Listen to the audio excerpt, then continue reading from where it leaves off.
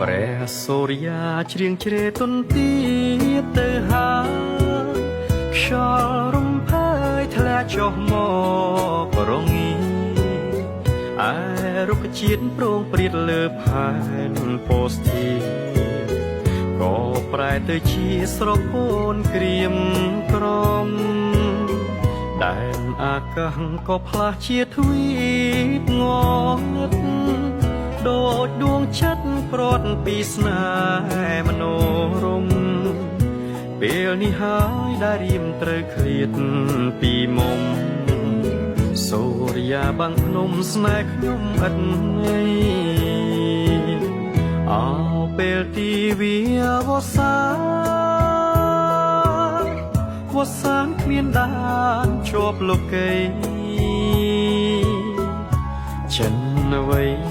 ដាច់ម្ល៉េះ